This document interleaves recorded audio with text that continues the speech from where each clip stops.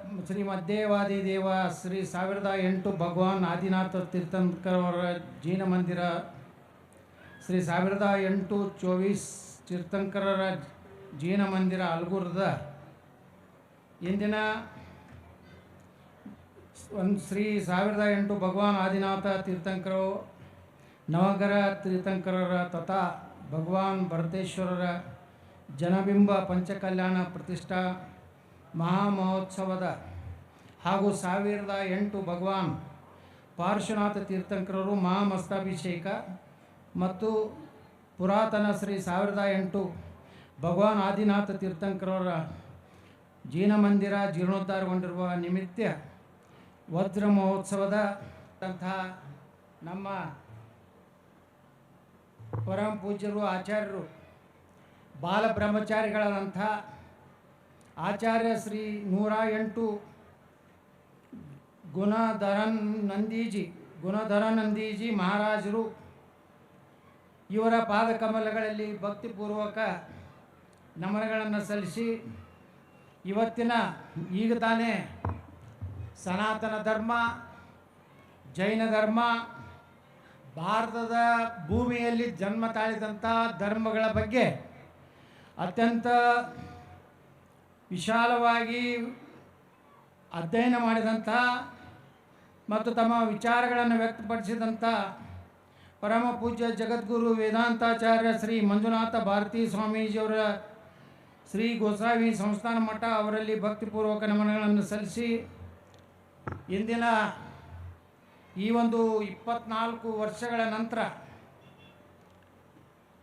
ಈ ಒಂದು ಕಾರ್ಯಕ್ರಮದ ವೇದಿಕೆ ಮೇಲಿರುವಂಥ ಎಲ್ಲ ಪೂಜ್ಯರಲ್ಲಿ ಭಕ್ತಿಪೂರ್ವಕ ನಮನಗಳನ್ನು ಸಲ್ಲಿಸಿ ಇವತ್ತಿನ ಈ ಕಾರ್ಯಕ್ರಮದಲ್ಲಿ ಭಾಗವಹಿಸಿದಂಥ ಪಂಚಕಲ್ಯಾಣ ಕಾರ್ಯಕ್ರಮದ ಎಲ್ಲ ಕಾರ್ಯಕ್ರಮದ ತಾಯಂದಿರೇ, ಹಿರಿಯರೇ, ಅಣ್ಣ ತಮ್ಮಂದಿರೇ, ಯುವಕರೇ, ಇವತ್ತು 24 ವರ್ಷಗಳ ನಂತರ ಮತ್ತೆ ಆಲ್ಗೂರದಲ್ಲಿ ಈ ಒಂದು ಅಭೂತಪೂರ್ವವಾದಂತಹ ಕಾರ್ಯಕ್ರಮವನ್ನು ಇವತ್ತು ನಡೀತಾ ಇದೆ. ಬಾಲಬ್ರಹ್ಮಚಾರಿಗಳಂಥ ರಾಷ್ಟ್ರ ಸಂತ 108 ಆಚಾರ್ಯ ಶ್ರೀ ಗುಣಧರಾನಂದಿ ಮಹಾರಾಜರ ಪಾವನ ಸಾನ್ನಿಧ್ಯದಲ್ಲಿ ಎಲ್ಲರಿಗೂ ಒಳ್ಳೆಯದಾಗಲಿ, ಸರ್ವೇ ಜನ ಸುಖಿನೋ ಭವಂತು, ವಸುದೇವ ಕುಟುಂಬಕಂ ಅನ್ನುವಂಥ ನಮ್ಮ ಸನಾತನ ಸಂಸ್ಕೃತಿಯ ತಳಪಾಯವಾದಂಥ ಜೈನ ಧರ್ಮದ ಕಾರ್ಯಕ್ರಮದಲ್ಲಿ ಭಾಗವಹಿಸಿದಂಥ ನಿಮ್ಮೆಲ್ಲರಿಗೂ ಶರಣಾರ್ಥಿಗಳು.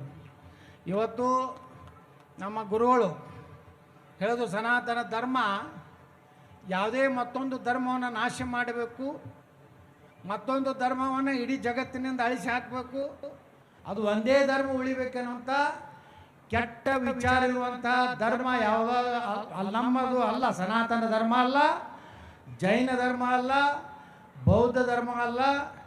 ಭಾರತದ ಭೂಮಿಯಲ್ಲಿ ಏನು ಈ ಧರ್ಮಗಳು ಇವತ್ತು ಜನನ ಆಗ್ಯಾವೆ, ಅವರು ಎಲ್ಲರನ್ನೂ ಒಳ್ಳೆಯದಾಗಲಿ, ಎಲ್ಲರಿಗೂ ಮಳೆ ಬೆಳೆ ಎಲ್ಲ ರೀತಿಯ ಜನರಿಗೆ ಮಾರಕ ರೋಗಗಳು ಬರಬಾರದು, ಸಕಲ ಜೀವರಾಶಿಗಳನ್ನು ಲೇಸನಗೊಳಿಸುವಂಥದ್ದೇ ಜೈನ ಧರ್ಮದ ಮೂಲ ಸಿದ್ಧಾಂತ.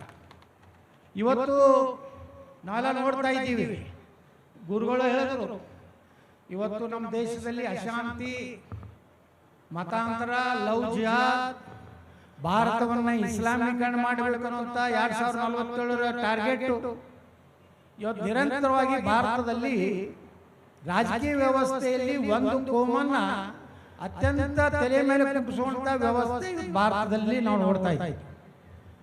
ನಮ್ಮ ಧರ್ಮಗಳನ್ನು ಅಪಮಾನ ಮಾಡೋದು, ಜೈನ ಧರ್ಮವನ್ನು ಅಪಮಾನ ಮಾಡೋದು, ಸನಾತನ ಧರ್ಮದ ಬಗ್ಗೆ ಅಸಹ್ಯಕರವಾಗಿ ಇವತ್ತು ಮಾತಾಡುವಂಥದ್ದು ಕೆಲವೊಂದು ಮಂದಿಗೆ ರಾಜಕಾರಣದಲ್ಲಿ ಚಾಳಿಯಾಗಿದೆ. ಆದರೆ ಇವತ್ತು ನಾವೆಲ್ಲರೂ ಸಂಘಟಿತರಾದರೆ ನಮ್ಮ ಹಂಗ ಗುರುಗಳು ಯಾವುದೇ ಒಂದು ವಿಚಾರ ಬಂದಾಗ ಅವರ ಒಂದು ಹೇಳಿಕೆ ಒಂದು ಸರ್ಕಾರವನ್ನು ಅಳೆಗಾಡಿಸುವ ಶಕ್ತಿ ಇರುವಂಥ ನಮ್ಮ ಗುರುಗಳಿದ್ದಾರೆ. ಮಾತಾಡಬೇಕು. ಸಮಾಜದಲ್ಲಿ ಅನ್ಯಾಯ ಆದಾಗ ನಾವು ಪ್ರತಿಭಟನೆ ಮಾಡದಿದ್ರೆ ನಮ್ಮ ಧ್ವನಿಯನ್ನು ನಾವು ಎಲ್ಲಿ ಮುಟ್ಟಿಸಬೇಕು ಅಲ್ಲಿ ಮುಟ್ಟಿಸದೇ ಇದ್ರೆ ಇನ್ನೂ ಅನ್ಯಾಯಗಳು ಹೆಚ್ಚಾಗ್ತವೆ. ಮಾತಾಡದೆ ಹೋದರೆ ಅವ್ರೇನು ತಿಳ್ಕೊಂಡ್ಬಿಡ್ತಾರೆ, ನಾವು ಭಾಳ ವೀಕ್ ಅದೀವಿ, ನಾವು ಬಹಳ ದುರ್ಬಲರದೀವಿ ಅಂತ ತಿಳ್ಕೊತಾರೆ. ಜೈನ ಧರ್ಮದ ಬಗ್ಗೆ, ಬ್ರಾಹ್ಮಣರ ಬಗ್ಗೆ ಈ ದೇಶದಲ್ಲಿ ಬಹಳ ಹಗುರವಾಗಿ ಮಾತಾಡುವಂಥ ಮತ್ತು ಹಿಂದೂ ಧರ್ಮದ ಬಗ್ಗೆ ಅವ್ರಿಗೆ ಅರ್ಥ ಆಗೋದಿಲ್ಲ. ಹಿಂದೂ ಧರ್ಮದವರು ಜೈನ ಎಲ್ಲರ ಓಟ್ ಹಾಕಿದ ಮ್ಯಾಗೆ ಅವ್ರಿಗೆ ಏನು ಮ್ಯಾಗಿನ ಓಟು ಬಿದ್ದಿದ್ರ ಮ್ಯಾಗ ಆರಿಸಿ ಬಂದಿರ್ತಾರೆ. ಆದ್ರೆ ಒಂದೇ ಕೋಮನ್ನ ಪ್ರೀತಿ ಮಾಡೋದು. ಇವತ್ತು ನೋಡ್ರಿ ಅಲ್ಪಸಂಖ್ಯಾತ ಇಲಾಖೆ ಇದೆ ಕರ್ನಾಟಕದಲ್ಲಿ, ಅದು ಜಮೀರ್ ಅಹ್ಮದ್ ಖಾನ್ ಒಬ್ಬ ಮಂತ್ರಿ. ಬೆಳಗಾವಿ ಸುವರ್ಣಸೌಧದಲ್ಲಿ ನನಗೆ ಜಮೀರ್ ಅಹ್ಮದ್ ಖಾನ್ ಜಗಳ ಆಯ್ತು. ಒಂದು ಸರ್ಕ್ಯುಲರ್ ತೆಗೆದಿದ್ರು. ಏನು ತೆಗೆದಿದ್ರು ಜಮೀರ್ ಅಹ್ಮದ್ ಖಾನ್? ಅಲ್ಪಸಂಖ್ಯಾತ ಇಲಾಖೆಯನ್ನು ಹಣ ಬರ್ತದೆ ಡೆವಲಪ್ಮೆಂಟ್ ಫಂಡ್ 80% ಮುಸಲ್ಮಾನರಿಗೆ, 10% ಕ್ರಿಶ್ಚಿಯನ್ರಿಗೆ, 10% ನಲ್ಲಿ ಜೈನ, ಸಿಖ್, ಬೌದ್ಧ ಮತ್ತು ಯಹೂದಿ, ಪಾರ್ಸಿ ಅವರಿಗೆ 10%. ಯಾವುದೇ ಒಂದು 100 ಅಪ್ಲಿಕೇಶನ್ ಬಂದರೆ 80 ಅಪ್ಲಿಕೇಶನ್ ಮುಸಲ್ಮಾನರು ಸ್ಯಾಂಕ್ಷನ್ ಮಾಡಬೇಕು. ಮುಂದೆ ನಾನು ವಿಧಾನಸಭೆಯಲ್ಲಿ ಕೇಳಿದೆ, ನಿಂದು ಇಲಾಖೆ ಅಲ್ಪಸಂಖ್ಯಾತ ಇಲಾಖೆ, ನಿಂದು ಸಾಬರಿ ಇಲಾಖೆ ಅಲ್ಲ. ನೀವು ಈ ರೀತಿ ಸರ್ಕ್ಯುಲರ್ ತೆಗೆದಿದ್ದು ನಿನಗೆ ಅಧಿಕಾರ ಇಲ್ಲ. ದುರ್ದೈವ ಅಂದರೆ ಅದರದ ಪ್ರಿನ್ಸಿಪಲ್ ಸೆಕ್ರೆಟರಿ ಜೈನ್. ನಾನು ನಮ್ಮದವರು ಜಗಳ ನಡೀತೀವಿ, ಜಮೀರ್ ಅಹ್ಮದ್ ನಮ್ಮದು ನಡೆದಾಗ ಜಮೀರ್ ಅಹ್ಮದ್ ಮಾತಾಡ್ಲಿಕ್ಕೆ ಆಗಲಿಲ್ಲ. ಯತ್ನಾಳ್ ಸಾಹೇಬ್ರೆ, ನೀವು ನನ್ನ ಚೇಂಬರ್ಗೆ ಬರ್ರಿ, ನಾನು ಅದನ್ನು ಸುಧಾರಣೆ ಮಾಡ್ತೀನಿ ಅಂದ್ರೆ ಏನು ತಪ್ಪತ್ತಿ ಎಲ್ಲ ಹೇಳಿದ್ಮೇಲೆ ನಾನು ವಿಧಾನಸೌಧ ಕೂತು ಅವ್ರ PS ಕೊಟ್ಟು ಕಳಿಸಿ ಚೀಟಿ ಕೊಟ್ಟು ಕಳಿಸೋದು, ಅರ್ಜೆಂಟ್ ನಿಮಗೆ ನಮ್ಮ ಮೈನಾರಿಟಿ ಮಿನಿಸ್ಟರ್ ಕರಿತಾ ಇದ್ದಾರೆ ಬರಬೇಕು. ನಾವು ಹೋದೆ ಒಬ್ಬನೇ. ಒಂದು ಸರ್ಕಾರದ ಒಂದು ವಿಧಾನಸೌಧ ಇದ್ದಂಗೆ ಇತ್ತು ಒಂದು ಚೇಂಬರ್. ನಾವು ಒಬ್ಬನೇ ಹೋದೆ, ಅವರೆಲ್ಲ ನನ್ನ ಕಡೆ ನೋಡ್ಲಕತ್ರಿ. ಹೋಗಿ ಕೂತ ಜೈನ ಅವರ ಅಧಿಕಾರಿ ಪ್ರಿನ್ಸಿಪಲ್ ಪರಿಚಯ ಸರ್, ನಾನು ಯಾವುದೋ ಜೈನ್ ಅಂತ ಹೇಳಿದ್ರು. ಮತ್ತೇನ್ರಿ ನೀವೇ ಜೈನ್ ಅಂತ ಅಧಿಕಾರಿ ಇದ್ದೀರಿ, ಇಂಥ ಸರ್ಕ್ಯುಲರ್ ಏನು ಮಾಡೋದು ಸರ್, ಮಿನಿಸ್ಟರ್ ಹೇಳ್ತಾರೆ ಮಾಡಬೇಕು. ಮನೋಜ್ ಜೈನ್ ಅಂತ ನೀವು ಇದ್ದಾಗರೆ ಈ ಸರ್ಕ್ಯುಲರ್ ಹೆಂಗೆ ಲೀಗಲ್ ಆಗ್ತದೆ ಚರ್ಚೆ ನಡೀತಿತ್ತು. ಒಬ್ಬ ಮಂತ್ರಿಯ ಕಚೇರಿಗೆ ಹೋಗಿದ್ದೆ ನಾನು, ಏನೋ ನಂದೇನು ವೈಯಕ್ತಿಕ ಕೆಲಸಕ್ಕೆ ಹೋಗಿದ್ದಿಲ್ಲ. ಅಲ್ಪಸಂಖ್ಯಾತರಲ್ಲಿ ಆಗ್ತಿರುವಂಥ ಅನ್ಯಾಯದ ಬಗ್ಗೆ ನಾನು ಸರಿಪಡಿಸ್ತೀನಿ ಅಂತ ಮಂತ್ರಿ ಹೇಳಿದಾಗ ಹೋದಾಗ ಸಹಜವಾಗಿ ಚಾ ತರಿಸ್ತಾರೆ. ಚಾ ಬಿಸ್ಕಿಟ್ ಯಾವುದೇ, ನಾನೇ ಮಂತ್ರಿ ಇದ್ದೆ, ಕೇಂದ್ರ ಮಂತ್ರಿ. ನಾನು ಅಟಲ್ ಬಿಹಾರಿ ವಾಜಪೇಯಿ ಸರ್ಕಾರನಾಗ ಇದ್ದಾಗ ತಿಂಗಳಿಗೆ ಹಾಲ, ಚಾ ಪುಡಿ, ಸಕ್ಕರೆ ಸರ್ಕಾರ ಕೊಡ್ತಿತ್ತು. ಕಪ್ಪ ಬಸ್ಸನ್ನು ಸರ್ಕಾರ ಕೊಟ್ಟು ಕಳಿಸಿತ್ತು. ಅಂದ್ರೆ ಮನೆಗೆ ಬಂದವ್ರು ಚಾ ಕುಡಿಸ್ರಿ ಅಂತ ಹೇಳಿ ಅಟ್ ಚಾ ಕುಡಿದು ಜಮೀರ್ ಅಹ್ಮದ್ ಹೇಳಿದೆ. ಆ ಸರ್ಕ್ಯುಲರ್ ವಾಪಸ್ ತಗೊಂಡು ಯಾವುದೇ ಮೊದಲನೇ ಅರ್ಜಿ ಜೈನರದೇ ಬರಲಿ, ಸಿಖ್ರದೇ ಬರಲಿ, ಏನು ಕ್ರಿಶ್ಚಿಯನ್ರದೇ ಬರಲಿ, ಮುಸಲ್ಮಾನ್ ಯಾವ ಮೊದಲು ಬರ್ತದೆ ಅವನು ಎಕ್ಸೆಪ್ಟ್ ಮಾಡಬೇಕು. ಆ ಒಂದು ಸರ್ಕ್ಯುಲರ್ ತೆಗೆದಿದ್ರಿಂದ ಇವತ್ತು ಕೆಲವು ಮಂದಿ ನನ್ನ ವಿರೋಧಿಗಳು ಜಮೀರ್ ಅಹ್ಮದ್ ಖಾನ್ ಚೇಂಬರ್ಗೆ ಹೋದ್ರು, ಚಹಾ ಕುಡಿದ್ರು. ಅಂದರೆ ಇದನ್ನು ನೋಡ್ತಾರೆ. ಅದನ್ನ ಹೋದಂಥ ಉದ್ದೇಶ ಏನಿತ್ತಂದ್ರೆ ಯಾವುದೋ ಒಂದು ಸಾಂಪ್ರದಾಯಿಕ ಅನ್ಯಾಯ ಆಗಬಾರ್ದು. ಇದೇ ಬಿಜಾಪುರದಲ್ಲಿ ನಮ್ಮ ಯಾವ DC ಅವರ ಮನೆಯಿಂದ ಅಭಿನವ ಪಂಪ ನಾಗಚಂದ್ರ ಮಲ್ಲಿನಾಥ ಮಾರ್ಗ ಮಾಡಬೇಕಂತ 20 ವರ್ಷದಿಂದ ನಮ್ಮ ಜೈನ ಸಮಾಜದವರು ಹೋರಾಟ ಮಾಡ್ತಾ ಇದ್ರು. ಯಾರೂ ಧೈರ್ಯ ಮಾಡಿರಲಿಲ್ಲ ಅಲ್ಲಿ ಬೋರ್ಡ್ ಹಾಕಲಿಕ್ಕೆ. ನಾ ಜೈನ ಸಮಾಜದ ಎಲ್ಲರೂ ಬಂದರು. ನಾ ಹೇಳಿದೆ, ಶೀತಲ್ ಅವರ ನೇತೃತ್ವದಾಗ ಬಂದರು.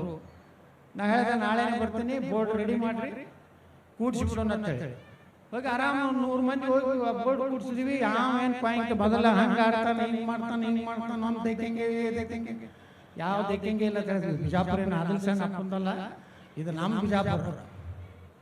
ಮುಂದೆ 1008 ಸಹಸ್ರಪಣಿ ಪಾರ್ಶ್ವನಾಥ ಮಂದಿರ ಮೊನ್ನೆ 10 ಕೋಟಿ ರೂಪಾಯಿ ಸಿಮೆಂಟ್ ರೋಡ್ ಮಾಡಿ, ಲೈಟ್ ಮಾಡಿ ಅದನ್ನು ಡೆವಲಪ್ ಮಾಡಿದ್ವಿ.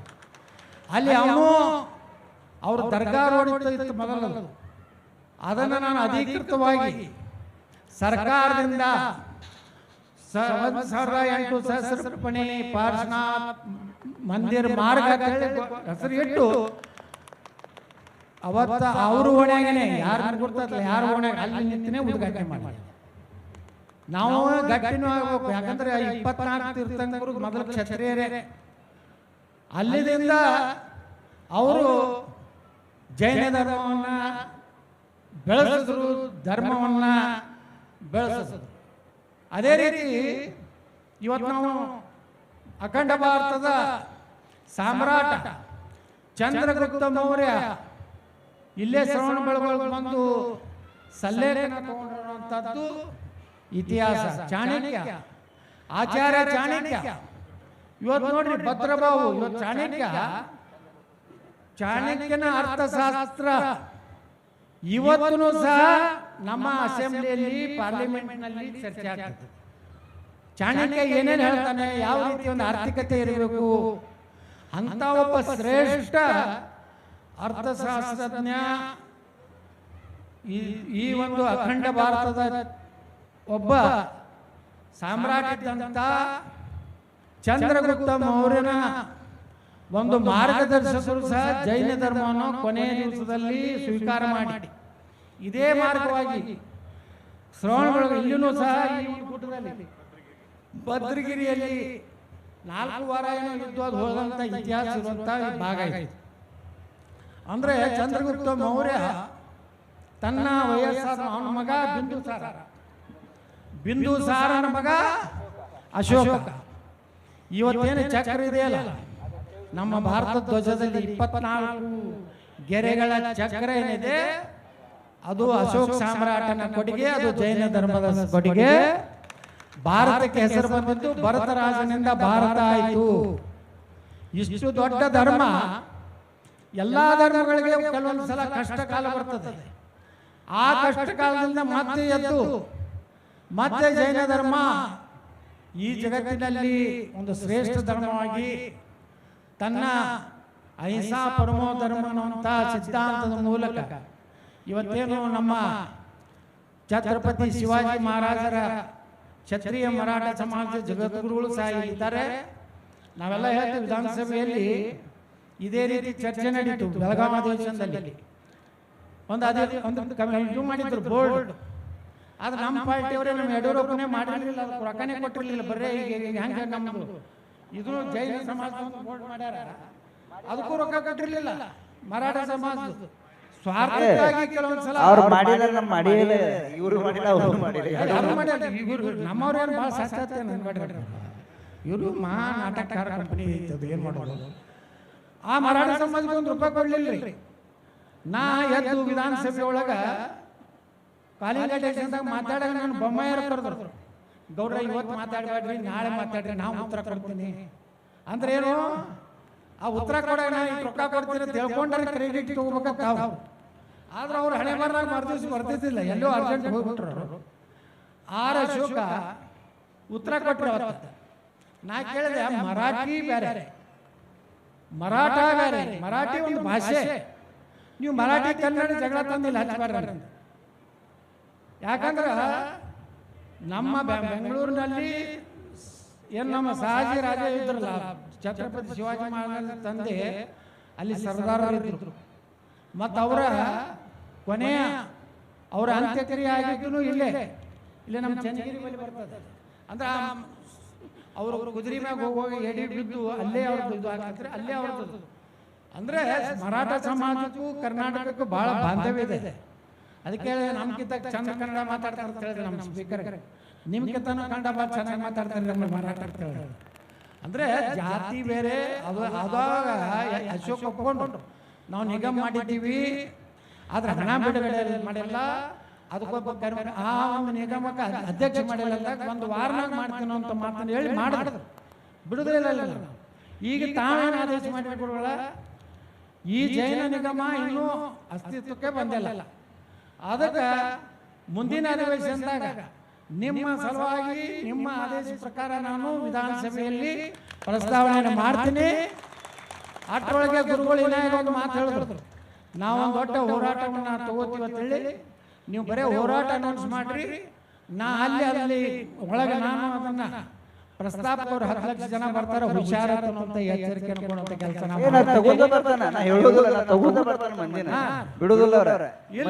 ಅದನ್ನ ನೀವು ನಿರ್ಣಯ ಮಾಡಿ ಡೇಟ್ ಫಿಕ್ಸ್ ಮಾಡಿ ನಮ್ಗೆ ಹೇಳ್ಬಿಡ್ರಿ. ಅವತ್ತೇ ವಿಧಾನಸೌಧ ಒಳಗೆ ಪ್ರಸ್ತಾಪ ಮಾಡೋಣ. ನೋಡ್ರಿ, ಈ ದೇಶದ ಮೂಲ ಧರ್ಮಗಳಿವೆಲ್ಲ. ಇವತ್ತು ನಮ್ಮ ಧರ್ಮಕ್ಕೇ ಅಪಾಯ ಬಂದಿದೆ ಅಂದಾಗ ನಾವೆಲ್ಲ ಒಂದಾಗಬೇಕು.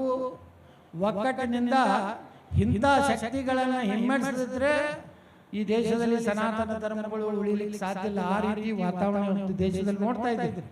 ಎಲ್ಲೆಲ್ಲಿ ಪಶ್ಚಿಮ ಬಂಗಾಳ, ಎಲ್ಲೆಲ್ಲಿ ಒಂದೊಂದು ಪಾಕಿಸ್ತಾನದಂಗೆ ಆಗಿಬಿಟ್ಟಾವೆ. ಕೇರಳದಲ್ಲಿ ಏನಿದೆ ಇವತ್ತು, ಕಾಶ್ಮೀರ ಅಂತೂ ನಿಮಗೆಲ್ಲ ಗೊತ್ತಿದೆ. ಇವತ್ತು ಪಶ್ಚಿಮ ಬಂಗಾಳದಲ್ಲಿ ಏನಿದೆ, ಸುಮಾರು 2 ಕೋಟಿ ಬೋಗಸ್ ಮತದಾರ ಬಂದರೆ ನಮ್ಮ ದೇಶ ಹೆಂಗೆ ಭಾರತವಾಗಿ ಉಳಿಲಿಕ್ಕೆ ಸಾಧ್ಯತೆ? ಆ ದಿಕ್ಕಿನಲ್ಲಿ ಇಂಥ ಒಂದು ಧರ್ಮ ಸಭೆಗಳಲ್ಲಿ ಮುಂದೆ ನಮ್ಮ ಧರ್ಮದ ಬೆಳವಣಿಗೆ ಆಗಬೇಕು, ಧರ್ಮ ರಕ್ಷಣೆಗಾಗಿ ಏನು ಮಾಡಬೇಕು, ಯಾವ ರೀತಿಯ ರಾಜಕೀಯ ನಿರ್ಣಯಗಳನ್ನು ನಾವು ಮಾಡಬೇಕಾಗ್ತದೆ. ಕಾಲ ಕಾಲಕ್ಕೆ ಯಾರು ಗಟ್ಟಿಯಾಗಿ ಸನಾತನ ಧರ್ಮಗಳ ಬಗ್ಗೆ ಗಟ್ಟಿಯಾಗಿ ನಿಲ್ತಾರೋ ಅಂಥವ್ರು ಬಂದಾಗನೇ ಈ ಧರ್ಮ ಉಳಿಲಿಕ್ಕೆ ಸಾಧ್ಯತೆ ಇದೆ. ಇವತ್ತು ಉತ್ತರ ಪ್ರದೇಶದಲ್ಲಿ ಯೋಗಿ ಆದಿತ್ಯನಾಥರು ಬಂದಾರ ಅಂತೇಳನೇ ಇವತ್ತಲ್ಲೆಲ್ಲ ಬರೋಬ್ಬರಿ ಅದ. ಬರೋಬ್ಬರಿ ಇರಬೇಕಾದ್ರೆ ಹಂಗೆ ಬುಲ್ಡೋಜರ್ದವ್ರೊಬ್ರು ಬೇಕೇ ಕರ್ನಾಟಕಕ್ಕೂ. ಆ ಕಾಲು ಬೇಕೇ. ಒಂದು ಕಡೆ ಅಹಿಂಸೆ ಆಗಿರಲಿ, ಮತ್ತು ಹಿಂಸೆ ಮಾಡೋರಿಗೆ ಹಿಂಸಾದಿಂದ ಉತ್ತರ ಕೊಡ್ಬೇಕು. ಅವ್ರಿಗೇನು ಹೋಗಿ ಹತ್ತಿ ಬೆಳೆಗಳಿದ್ರೆ ಅವ್ರೇನು ಬಿಡ್ತಾರ? ಅದಕ್ಕೆ ಅದೊಂದು ಭಾಗ ಬೇರೆ, ಇದೊಂದು ಭಾಗ ಬೇರೆ. ಕ್ಷತ್ರಿಯರು ಬೇಕು, ಅಹಿಂಸಾ ಧರ್ಮವನ್ನು ಬೆಳೆಸೋರು ಬೇಕು. ಈ ಎರಡರ ಒಂದು ಕೊಂಡಿಯಾಗಿ ನಮ್ಮ ಗುರುಗಳ ನೇತೃತ್ವದಲ್ಲಿ ಇವತ್ತೇನು ಈ ದೊಡ್ಡದಾದಂತಹ ಒಂದು ಕಾರ್ಯಕ್ರಮ ಆಗಿದೆ. ನನಗೂ ಈ ಒಂದು ಕಾರ್ಯಕ್ರಮದಲ್ಲಿ ಭಾಗವಹಿಸುವಂಥ ಅವಕಾಶ ಕೊಟ್ಟಂತ ಈ ಒಂದು ಕಾರ್ಯಕ್ರಮದ ಎಲ್ಲ ಸಂಯೋಜಕರು, ಯಾಕಂದ್ರೆ ಇಷ್ಟು ದೊಡ್ಡ ಕಾರ್ಯಕ್ರಮ ಮಾಡೋಣ ಅಂದ್ರೆ ಸರಳ ಅಲ್ಲ. ಇದಕ್ಕೆ ಕೋಟ್ಯಾಂತರ ರೂಪಾಯಿ ಹಣ ಖರ್ಚು ಮಾಡಿ ಧರ್ಮ ಏನೋ ಒಂದು ಧರ್ಮವನ್ನು ರಕ್ಷಣೆ ಮಾಡಲಿಕ್ಕೆ ಮಾಡಿದಂಥ ಕಾರ್ಯಕ್ರಮದಲ್ಲಿ ಭಾಗವಹಿಸಿ ಪೂಜ್ಯರ ಆಶೀರ್ವಾದ ತಗೊಂಡು 24 ತೀರ್ಥಂಕರ ಆಶೀರ್ವಾದ ತಗೊಳ್ಳುವಂಥ ಅವಕಾಶ ಕೊಟ್ಟಿದ್ದ ತಮ್ಮೆಲ್ಲರಿಗೂ ಹೃದಯಪೂರ್ವಕವಾದಂಥ ವಂದನೆಗಳನ್ನು ಸಲ್ಲಿಸಿ ನಾನು ನನ್ನ ಮಾತು ಮುಗಿಸ್ತೀನಿ. ಜೈ ಜಿನೇಂದ್ರ, ಜೈ ಹಿಂದ್, ಜೈ ಕರ್ನಾಟಕ. ಸುಂದರವಾದಂತ ಮಾತಾಡಿದ್ರು ನೋಡ್ರಿ.